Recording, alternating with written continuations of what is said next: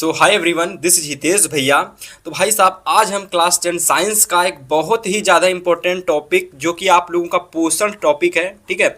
जैसा कि आप सभी जानते हो कि ये क्लास 10 साइंस का एक ऐसा टॉपिक है जो कि लगभग हर साल आपके बोर्ड परीक्षा में पूछा जाता है।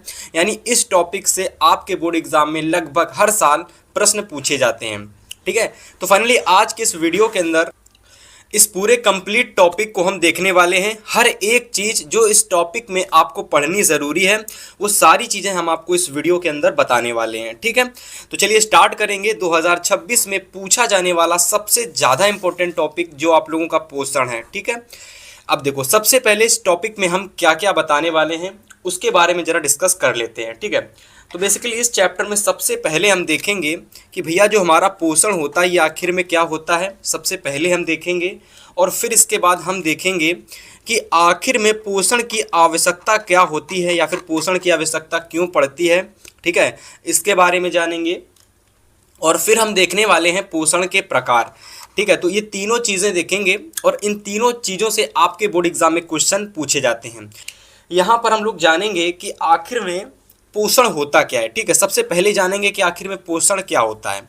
तो देखो, सबसे पहले एकदम आसान भाषा में कि ये सभी जीवधारी को जैविक क्रियाओं को, ठीक है, सभी जीवधारियों को जैविक क्रियाओं को चलाने के लिए ऊर्जा की आवश्यकता होती है। यह ऊर्जा भोज्य पदार्थों से प्राप्त होती है अतः भोज्य पदार्थों को ग्रहण करने की इस क्रिया को पोषण कहते हैं। देखो, यहाँ पर आप इसको नोट कर सकते हो, अदरवाइज नोट्स के लिए आप डिस्क्रिप्शन चेक कर सकते हो, वहाँ पर मैंने एक लिंक दिया है जिसके थ्रू आप पीडीएफ वगैरह भी ले सकते हैं। फिलहाल अगर मैं इसको आम भाषा में बताने की कोशिश करूँ तो देखो, जितने भी जीव जंतु होते हैं, है ना, जितने भी आपके मनुष्य यानी मानव होते हैं, जितने भी आप लोगों के जीव जंतु होते हैं, है ना, ये सभी को क्या होता है, ऊर्जा की आवश्यकता होती है कार्य को करने के लिए, ठीक है। हम कोई भी कार्य करते हैं तो उस कार्य को करने के लिए हमको क्या पड़ती है, ऊर्जा की ज़रूरत, ठीक है। यदि आप भोजन को नहीं ग्रहण करते हैं या भोजन वगैरह नहीं खाते हैं तो आप देख पाते होंगे कि आपके अंदर ऊर्जा नहीं बचती है, ठीक है। तो ऐसी सिचुएशन में क्या होता है कि हम खाना वगैरह भोजन वगैरह खाते हैं जिससे कि हमारे अंदर ऊर्जा आ जाती है। तो ऐसे सभी प्रकार के क्या होते हैं, जीव जंतु होते हैं। सभी जीवों की मैं बात कर रहा हूँ, जितने भी इस धरती पर जीव जंतु उपस्थित हैं, ठीक है, जितने भी सजीव हैं, ठीक है, उन सभी को अपनी ऊर्जा को बनाए रखने के लिए भोजन की आवश्यकता होती है। और ये जो ऊर्जा होती है हमें कहाँ से प्राप्त होती है, भोजन से। और भोजन को जो ग्रहण करने की क्रिया होती है ना, यही पोषण कहलाती है, ठीक है। तो इस तरीके से इस परिभाषा को आप एकदम अच्छे तरीके से तैयार कर लेंगे, क्योंकि भैया पोषण क्या होता है ये बोर्ड एग्जाम में सीधा क्वेश्चन 1 नंबर में या तो 2 नंबर में पूछ लिया जाता है, ठीक है। तो उम्मीद करते हैं पोषण क्या होता है आपको समझ में आ गया होगा। तो चलिए अब हम बात करेंगे कि पोषण की आवश्यकता क्यों पड़ती है, या फिर कह सकते हो कि पोषण की आवश्यकता से क्या तात्पर्य है, इसका मतलब क्या होता है भैया, इसको जरा समझाइए। देखो, एकदम आसान भाषा में समझने का प्रयास करेंगे कि हमें ऊर्जा की आवश्यकता इसलिए पड़ती है क्योंकि ऊर्जा स्रोत शारीरिक वृद्धि, शरीर में टूट फूट की मरम्मत और कई रोगों से प्रतिरक्षा पोषण द्वारा होता है। बेसिकली मतलब यहाँ समझने का ये है कि यदि हम लोग पोषण को ग्रहण करते हैं तो हमारे शरीर का जो बनावट है वो भी होती है, हमारा शरीर हष्ट पुष्ट हो जाता है। पहले हम छोटे, मतलब देखते हो कभी कभी शरीर बहुत कम होता है, कभी कभी शरीर बहुत ज़्यादा बढ़ जाता है। यदि हम अधिक से अधिक प्रोटीन वाला भोजन खाते हैं तो हमारा शरीर की मात्रा बढ़ जाती है, हमारा वजन बढ़ने लगता है। तो उसी को बोलते हैं शरीर में टूट फूट की मरम्मत, ठीक है। और कई रोगों से जो होता है हमको ये पोषण वगैरह चीज़ें जो भी होती हैं कह सकते हो रक्षा भी करती हैं हमारी, ठीक है। कई सारे रोग ऐसे होते हैं जो केवल अच्छा भोजन खाने से ही दूर हो जाते हैं, ठीक है। इसी के साथ साथ हमारी शारीरिक वृद्धि, यानी शरीर कभी कभी छोटा होता है फिर आकार में धीरे धीरे बढ़ने लगता है, तो वो कहीं ना कहीं अच्छा पोषण ग्रहण करने से होता है, ठीक है। तो इस तरीके से इस चीज़ को समझ में आया। लेकिन अब यहाँ पर मैं आपको एक चीज़ बता देता हूँ कि जो पोषण की प्रक्रिया होती है, इस प्रक्रिया को असल में जो करते हैं वो पेड़ पौधे होते हैं, ठीक है। क्या करते हैं, पेड़ पौधे होते हैं जो असल में वही पोषण की प्रक्रिया करते हैं। बाकी तो ठीक है बाद में आते हैं, लेकिन सबसे पहले जो पेड़ पौधे होते हैं वो पोषण की प्रक्रिया करते हैं। अब देखिए पेड़ पौधे किस प्रकार से पोषण की प्रक्रिया करते हैं उसको हम इस रिएक्शन के थ्रू समझने वाले हैं। देखो ध्यान से एकदम देखो, सबसे पहले क्या होता है कि जितने भी पेड़ पौधे होते हैं वो वायुमंडल में कार्बन डाइऑक्साइड पाई जाती है, ठीक है। तो उस कार्बन डाइऑक्साइड को, ठीक है, लेते हैं और अपने जड़ों द्वारा जो जल उनको प्राप्त होता है, आप देखते होंगे जो पेड़ पौधे होते हैं उनकी जो जड़ें होती हैं, ठीक है, उनकी जो जड़ें होती हैं वो भूमि यानी ज़मीन में होती हैं, और उस ज़मीन में क्या होता है, उस ज़मीन में पानी होता है, ठीक है, पानी कह सकते हो या फिर जल कह सकते हो, ठीक है। तो जल में जो पानी होता है वहाँ से क्या करते हैं, ये पानी ले लेते हैं और वायुमंडल की कार्बन डाइऑक्साइड ले लेते हैं, जो कि वायुमंडल में कार्बन डाइऑक्साइड और ऑक्सीजन दोनों ही पाई जाती हैं, लेकिन जो पौधे उपयोग में लेते हैं वो कार्बन डाइऑक्साइड लेते हैं, ठीक है। अब इन दोनों को ही आपस में मिला करके या फिर कह सकते हैं इन दोनों का ही उपयोग करके सूर्य के प्रकाश की उपस्थिति, मतलब कि आप इसके लिए, मतलब कि जो पेड़ पौधे होते हैं वो अपना भोजन दिन के समय में बनाते हैं जब सूर्य का प्रकाश होता है, ठीक है। साथ ही साथ ये क्लोरोफिल की भी मात्रा को लेते हैं, ठीक है। तो इन दोनों की ही उपस्थिति यदि होती है तभी जा करके पेड़ पौधे अपना भोजन बना पाते हैं। तो जब ये दोनों आपस में इन चीज़ों को अपना भोजन बनाते हैं, मतलब देखिए कार्बन डाइऑक्साइड इनका भोजन होता है और जल इनका भोजन होता है, इन दोनों चीज़ों को ग्रहण कर लेते हैं। बाद में जो अपशिष्ट चीज़ें बचती हैं जैसे ग्लूकोज और आपका ऑक्सीजन, इन दोनों ही चीज़ों को पेड़ पौधे जो होते हैं बाहर निकाल देते हैं। अब भैया ये जो पूरी रिएक्शन हुई है ना, ये पूरी जो अभिक्रिया हुई है या फिर जो जो पूरी ये प्रक्रिया हुई है ना, इसको हम लोग बोलते हैं प्रकाश संश्लेषण। मेनली जो पेड़ पौधे होते हैं अपना भोजन ग्रहण करने के लिए जो प्रक्रिया करते हैं उसको हम लोग बोलते हैं प्रकाश संश्लेषण या फिर बोलते हैं फोटोसिंथेसिस, ठीक है। तो इस तरीके से इतनी चीज़ अगर आपको समझ में आई है, इसके बाद में देखते हैं कि पोषण के कितने प्रकार होते हैं। तो देखिए अब यहाँ पर हम जो समझने वाले हैं वो हमारा है पोषण के आधार पर जीवधारियों का वर्गीकरण। देखिए स्टूडेंट, यहाँ पर पोषण के प्रकार हेडिंग पढ़ने से पहले हम इसको भी थोड़ा समझ लेते हैं, क्योंकि जो अलग अलग प्रकार के जो हमारे जीव जंतु होते हैं वो अलग अलग प्रकार की पोषण की क्रिया करते हैं, ठीक है। तो विभिन्न प्रकार के जीव जंतु किस तरीके से अपने भोजन को ग्रहण करते हैं, ठीक है, किस तरीके से वो अपने भोजन को बनाते हैं, उसी प्रकार से उनको भागों में बांट दिया गया है, ठीक है।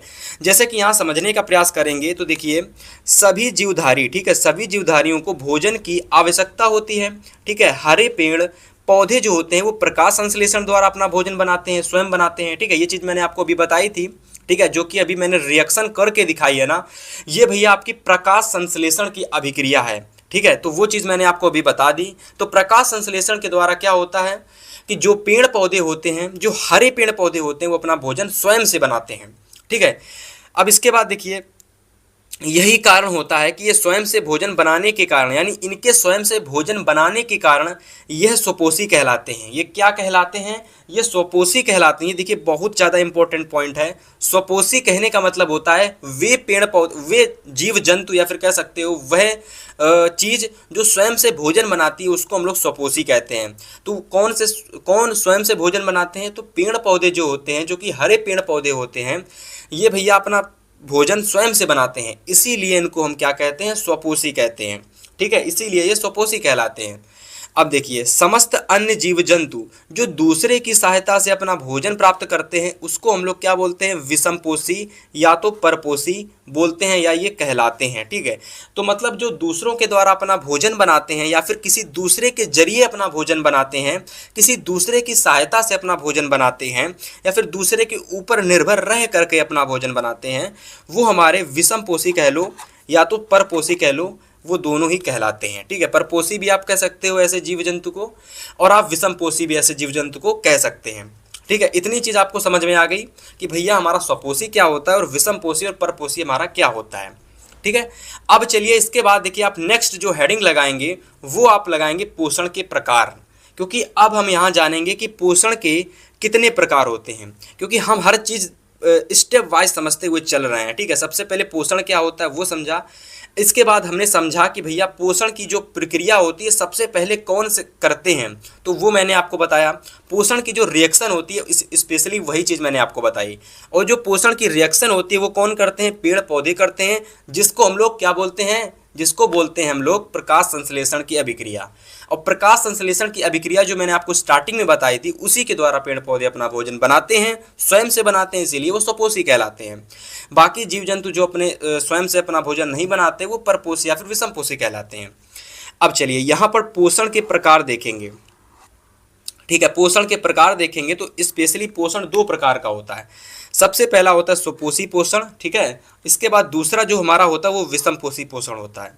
अगर हम स्वपोषी पोषण की परिभाषा की बात करते हैं तो भैया परिभाषा एकदम आसान सी है, इसको समझने का प्रयास करना आप लोग कि जो जीवधारी अपना भोजन स्वयं बना लेते हैं स्वपोषी कहलाते हैं, अतः इनके द्वारा भोजन ग्रहण करने की इस प्रक्रिया को स्वपोषी पोषण कहते हैं। एकदम साधारण से एकदम आसान सी डेफिनेशन लिखी हुई है, परिभाषा लिखी हुई है, जिसको आपको नोट कर लेना है। और देखो स्वपोषी पोषण क्या होता है, ये बोर्ड एग्जाम में सीधा आपसे 2 नंबर में या तो 3 नंबर में क्वेश्चन पूछ लिया जाता है। और देखना इस बार में भी आपको जो टॉपिक मैं करा रहा हूँ उनसे प्रश्न आपके 101% जरूर पूछे जाएंगे। तो हर एक टॉपिक को तैयार करने के लिए चैनल से के साथ जुड़ जाना है और बेहतर तरीके से सारे टॉपिकों को कवर करना है। जो लोग चैनल पर नए आए हो सब्सक्राइब प्लीज़ कर लीजिएगा, ठीक है। चलिए इसके बाद अगर हम बात करें तो हरे पेड़ पौधे जैसे मैंने आपको बताया स्वपोषी कहलाते हैं, क्योंकि यही जो होते हैं कार्बन डाइऑक्साइड तथा जल द्वारा पर्णहरिम तथा सूर्य के प्रकाश की उपस्थिति में अपने भोजन को बनाते हैं, जैसा कि मैंने आपको अभिक्रिया में बताया था। तो कार्बनिक भोज्य पदार्थ का निर्माण करते हैं, ठीक है। तो इस तरीके से है। और इनके भोजन को ग्रहण करने की इस क्रिया को प्रकाश संश्लेषण भी कहते हैं, जैसा मैंने आपको स्टार्टिंग में बताया था, जिसमें ग्लूकोज बनता है और साथ में ऑक्सीजन निकलती है, ठीक है। अब ये जो ऑक्सीजन होती है, ये जितने भी मनुष्य होते हैं ना, धरती पर उपस्थित जितने भी मनुष्य यानी हम लोग जो भी है ना, हम लोगों को ऑक्सीजन पता कहाँ से मिलती है? पेड़ पौधों के जरिए मिलती है। जो पेड़ पौधे होते हैं ना, ये जब प्रकाश संश्लेषण की क्रिया करते हैं तो वहाँ से ये लोग ऑक्सीजन को मुक्त करते हैं। तो जो ऑक्सीजन मिलती है ना, उसी को हम लोग उपयोग में लेते हैं। यदि पेड़ पौधे प्रकाश संश्लेषण की क्रिया नहीं करते हैं तो ऑक्सीजन भी नहीं बनती है, और यदि पेड़ पौधे कम बचेंगे तो ऑक्सीजन भी नहीं बचेगी। ये समझ सकते हो आप लोग, ठीक है। तो यहाँ से मनुष्य जो होते हैं वो ऑक्सीजन का उपयोग करते हैं अपने भोजन को कह सकते हैं या फिर जीवित रहने के लिए, और ये ऑक्सीजन हमें कौन बना करके देता है? पेड़ पौधे देते हैं, ठीक है। इसके बाद देखिए इस प्रक्रम में निम्नलिखित घटनाएं होती हैं, जैसे कि पहली है क्लोरोफिल द्वारा प्रकाश ऊर्जा का अवशोषण होता है, ठीक है। और प्रकाश ऊर्जा का रासायनिक ऊर्जा में रूपांतरण तथा जल का हाइड्रोजन व ऑक्सीजन में अपघटन होता है। और तीसरा है कार्बन डाइऑक्साइड मुक्त हाइड्रोजन के संयोग से ग्लूकोज का संश्लेषण करती है, ठीक है। तो ये का हालांकि इतनी इंपॉर्टेंट चीज़ें नहीं हैं, हालांकि मैंने आपको बता दी जानकारी के लिए, फिलहाल ये इतनी इंपॉर्टेंट नहीं है। बेसिकली अब जो इंपॉर्टेंट चीज़ है वो है विषम पोषण क्या होता है, या फिर पर पोषण क्या होता है, या फिर विषम पोषण क्या होता है। ये चीज़ काफ़ी ज़्यादा इंपॉर्टेंट है, ठीक है। तो इसको समझने के लिए सबसे पहले इसकी डेफिनेशन को समझते हैं कि आखिर में विषम पोषण या फिर परपोषी पोषण क्या होता है। तो देखिए यहाँ पर अगर हम परिभाषा की बात करते हैं इसकी, तो इसकी डेफिनेशन हमारी हो जाती है यहाँ से कि ऐसे जीवधारी, ठीक है, जो अपना भोजन स्वयं बना पाते हैं या फिर बना लेते हैं, ठीक है, परपोषी या जो अपना भोजन तो जो अपना भोजन स्वयं नहीं बना पाते हैं परपोषी या विषमपोषी कहलाते हैं। हालांकि इसके बारे में मैंने आपको पहले ही बता दिया था कि जो अपना भोजन स्वयं नहीं बना पाते वो विषमपोषी कहलाते हैं या तो परपोषी कहलाते हैं। अब इनके द्वारा आगे देखते हैं, तो इनके द्वारा जो भोजन ग्रहण करने की प्रक्रिया होती है उसको हम लोग क्या बोलते हैं? विषमपोषी पोषण बोलते हैं, ठीक है। इतनी चीज़ आपको समझ में आ जानी चाहिए, हालांकि पहले ही बता चुके थे। अब ये जो चीज़ें मैं यहाँ पर नोट करा रहा हूँ, जो समझा रहा हूँ, इसका PDF आपको डिस्क्रिप्शन में कह सकते हो, एक संपूर्ण काफ़ी सारे टॉपिक हैं तो उनका देख सकते हो, चेक कर सकते हो डिस्क्रिप्शन आप लोग, ठीक है। फिलहाल आगे देखते हैं। विषमपोषी जीव जंतु निम्नलिखित प्रकार से अपना भोजन ग्रहण करते हैं। तो अलग अलग प्रकार के जीव जंतु अलग अलग तरीके से अपना भोजन ग्रहण करते हैं। सबसे पहले अगर हम शाकाहारी की बात करें तो शाकाहारी जो जीव जंतु होते हैं, ठीक है, वो क्या करते हैं भाई साहब? जो पौधे के फूल होते हैं या फिर पत्ती होती हैं, ठीक है, आदि को खाते हैं और ये शाकाहारी जीव जंतु कहलाते हैं। ऐसे उदाहरण बात करें तो भैया हाथी, हिरण, खरगोश, ये सभी के सभी शाकाहारी होते हैं, जो कि विषमपोषी होते हैं, स्वयं से भोजन नहीं बनाते लेकिन दूसरे के जरिए या फिर दूसरी चीज़ों से अपना भोजन ग्रहण करते हैं। ऐसे ही आपके मांसाहारी जीव जंतु होते हैं जो विषमपोषी कहलाते हैं, और वो स्पेशली अपना भोजन कैसे ग्रहण करते हैं, चलिए बात करते हैं। देखिए, जो जीव जंतु अपने से छोटे प्राणियों का शिकार बनाकर अपना भोजन ग्रहण करते हैं मांसाहारी कहलाते हैं। शेर, बाघ, मगरमच्छ इत्यादि और भी आप उदाहरण ले सकते हैं, लेकिन स्पेशली मैंने ये 3 उदाहरण लिए हैं जो कि अपने से छोटे जीव जंतु को मार करके अपना भोजन बनाते हैं, मांसाहारी कहलाते हैं। इसके बाद अगर हम तीसरे विषमपोषी जीव जंतु की बात करते हैं, कैसे वो अपना भोजन ग्रहण करते हैं, तो वो है प्रक्रिया मृतोपजीवी। अब देखो मृतोपजीवी में क्या होता है कि ऐसे जीव जंतु जो पादप या फिर ऐसे जंतु या फिर पादप जो किसी दूसरे जंतु या पादप के ऊपर रहकर अपना भोजन बनाते हैं, मर्तोपजीवी कहलाते हैं। देखो यहाँ पर इसको आप इस तरीके से भी लिख सकते हो कि ऐसे जंतु या फिर पादप जो सड़ी गली चीज़ों से, कैसी सड़ी गली, ठीक है, सड़ी गली चीज़ों से अपना भोजन बनाते हैं, मृतोपजीवी कहलाते हैं। या फिर मरे हुए जीव जंतुओं से अपना भोजन बनाते हैं, मृतोपजीवी कहलाते हैं। ठीक है, अब इसमें उदाहरण के रूप में अगर आप लिखना चाहते हो तो मशरूम, सड़े गले पौधे, कवक, ईस्ट आदि जो होते हैं, ये जीव मतलब इतने जीव जंतु जो होते हैं ना, मशरूम, सड़े गले पौधे, कवक, ईस्ट आदि हमारे मृत्यु जंतुओं से अपना भोजन प्राप्त करते हैं और यही हमारे मृतोपजीवी कहलाते हैं। इसके बाद देखिए और भी कुछ हमारे विषमपोषी के उदाहरण हैं या फिर कह सकते हो विषमपोषी के प्रकार हैं, जिनको हम देखते हैं और आपको समझाते हैं। तो यहाँ पर अगर हम बात करते हैं 4 नंबर पॉइंट हमारा है परजीवी। ठीक है, 4 नंबर पॉइंट हमारा क्या है, परजीवी। यानी भैया परजीवी अगर हम बात करें तो क्या होते हैं, तो ऐसे जीव जंतु जो किसी अन्य जीवित जंतुओं के शरीर में रहकर, ठीक है, मतलब जो कि स्पेशली जीवित जंतुओं के शरीर के ऊपर रह करके अपना भोजन प्राप्त करते हैं, भैया वो हमारे परजीवी कहलाते हैं। अब अगर हम परजीवी की बात करते हैं तो मलेरिया हो गया। ठीक है, मलेरिया परजीवी ये होता है जो किसी बड़े जीव जंतु जीवित है लेकिन उससे बड़ा है और उसके ऊपर रह करके अपना भोजन बनाता है। एक बहुत अच्छा एग्जाम्पल है जूं का, जो कि हम लोग जिसको बोलते हैं बालों में जो जूं हमारा हो जाता है, जो कि हमारे बालों से हमारा जो खून वगैरह है उसको क्या करता है, अवशोषित करते रहता है, यानी खून के जरिए अपना भोजन बनाता है बालों में रह करके हमारे। तो स्पेशली जो जूं होता है वो हमारे बालों में रहता है और वहाँ से हमारे खून को क्या करता है, दिन प्रतिदिन लेता रहता है और वही उसका भोजन होता है। तो स्पेशली वो जो प्रक्रिया होती है ना, वो हमारी जो प्रक्रिया होती है उसी को हम लोग बोलते हैं परजीवी। ठीक है, उन्हीं को हम लोग बोलते हैं परजीवी, जो कि हमारे शरीर के बाहर रह करके, है ना, उससे हमारा भोजन प्राप्त करते हैं, परजीवी कहलाते हैं। अमरबेल हो जाती है, कटक नहीं कवक होगा, तो कवक हो जाती है, फीता कृमि हो जाती है, खटमल हो जाता है। ठीक है, जो कि खटमल आपने नाम जरूर सुना होगा। तो ये सभी क्या होते हैं कि किसी दूसरे प्राणी या फिर जीव जंतु के ऊपर रह करके अपना भोजन बनाते हैं, परजीवी कहलाते हैं। चलिए अब यहाँ से देखिए पूरा टॉपिक हमारा समाप्त हो चुका है। अब यहाँ से आपके बोर्ड एग्जाम में किस तरीके से इस टॉपिक से प्रश्न पूछे जाएंगे, ठीक है, जो आप लोगों का टॉपिक है भैया पोषण, इससे रिलेटेड इस चैप्टर से कैसे, इस टॉपिक से कैसे क्वेश्चन आएंगे, तो चलिए अब यहाँ पर हम आपको बताने वाले हैं। देखिए सबसे पहला आपका इस तरीके से प्रश्न आ सकता है कि पोषण क्या है, स्वपोषी पोषण की परिभाषा लिखिए और यह कितने प्रकार का होता है और ये भी बताइए, प्रत्येक का एक एक उदाहरण दीजिए। ठीक है, तो बेसिकली देख सकते हो किस तरीके से प्रश्न पूछा जाता है एग्जाम में। दूसरे तरीके से प्रश्न इस तरीके से आ सकता है कि पोषण से आप क्या समझते हैं, पोषण की आवश्यकता क्यों पड़ती है और पोषण के मुख्य प्रकारों का उल्लेख कीजिए। तीसरे तरीके से प्रश्न बन सकता है कि स्वपोषी पोषण से हम क्या समझते हैं या फिर आप क्या समझते हैं, उदाहरण देकर समझाइए।